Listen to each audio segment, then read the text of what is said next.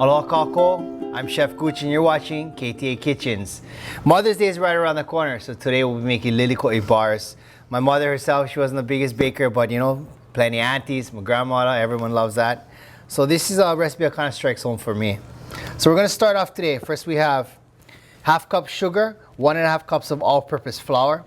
We have about 6 ounces of butter, and this part is optional, but you can have about half cup of roasted chopped nuts, macadamia, pine nuts, whatever's around here.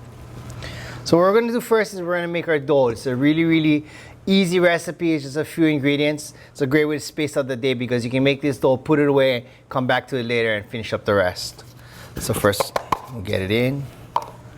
And what I like to do is, if you don't have a mixer, you can just use your hands, a bowl, break it up. Make sure that the powdered sugar and the flour is evenly incorporated. That way when you mix your dough, it all kind of comes together to, you know, at one time.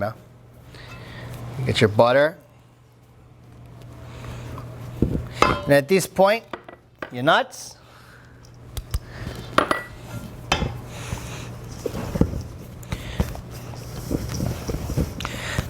Just get it together like this.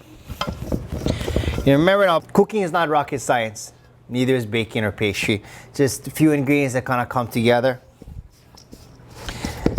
A lot of times, we're real busy, yeah? You got kids to feed, you gotta take them practice, you don't have time all the time in the world. Stuff like this, making a crust, you know, you can do it on the weekend. You can make a bigger batch, freeze it, save it for a rainy day. So right about now, if you look closely, it's kind of all coming together now. It's getting a little clumpy like this. When you hold it, kind of comes like a dough. So you know you're almost there. At this point, I usually like to put away my spatula and finish it by hand. Don't mess around with it too much. What happens is if you fuss around with the dough too much, it's gonna get tough on you. You want to just barely come together. You want it to be light and flaky. This is gonna be the crust, okay?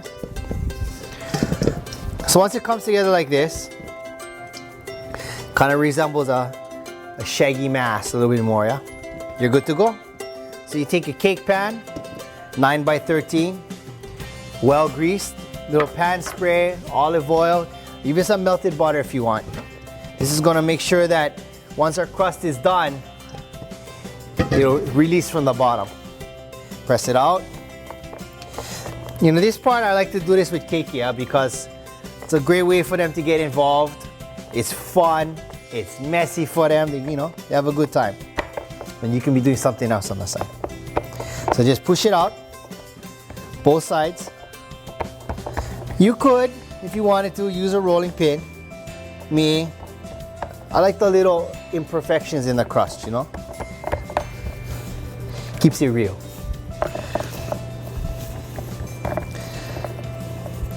Now at this point, your oven has been preheated. Yeah, you got your oven going behind you. It's at 350 degrees.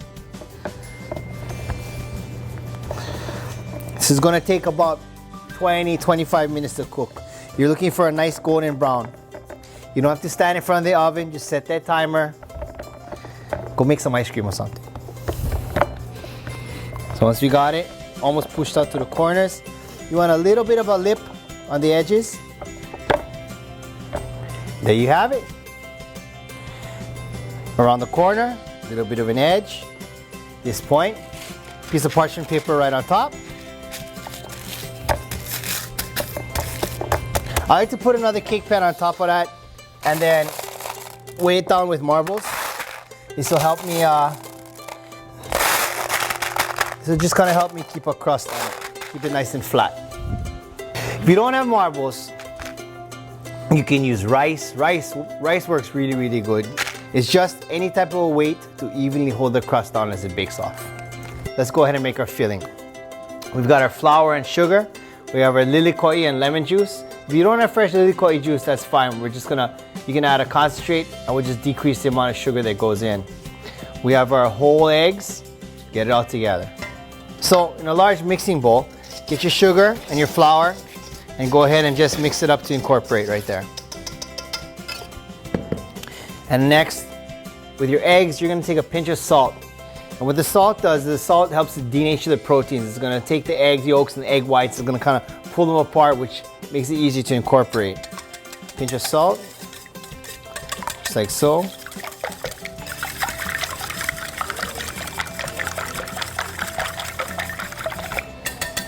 And we'll leave it off to the side for a moment. Once we have our flour and sugar, let's add our juice. And let's take the zest of 1 lemon.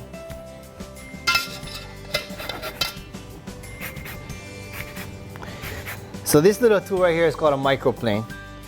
It was developed by a woodworker a long time ago, and this guy is probably a bajillionaire now, but this is definitely a standard kitchen tool for most cooks in today's modern culinary world. Okay, let's get it all together. Stir to dissolve.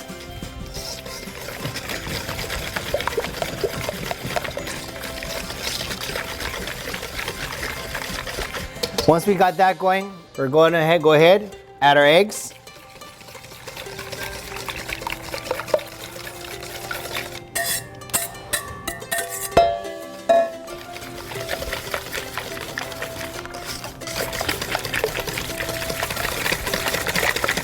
There you go. So we just pulled our crust out of the oven. We've had it going for about 25-30 minutes. It developed a really nice dark brown color.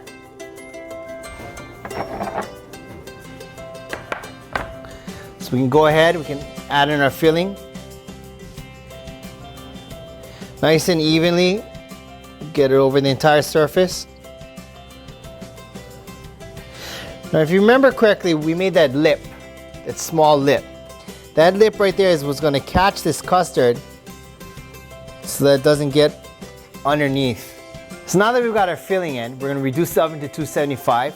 We're going to place our lemon bars back inside and we're going to bake it off just until it's no longer wobbly, about 20 minutes. Another good way to check is if you insert a paring knife into the center and pull it out, it should just be slightly moist and tacky but not covered in your filling. So once our bars have cooled, we can dust them with sugar, cut them, and they're ready to go.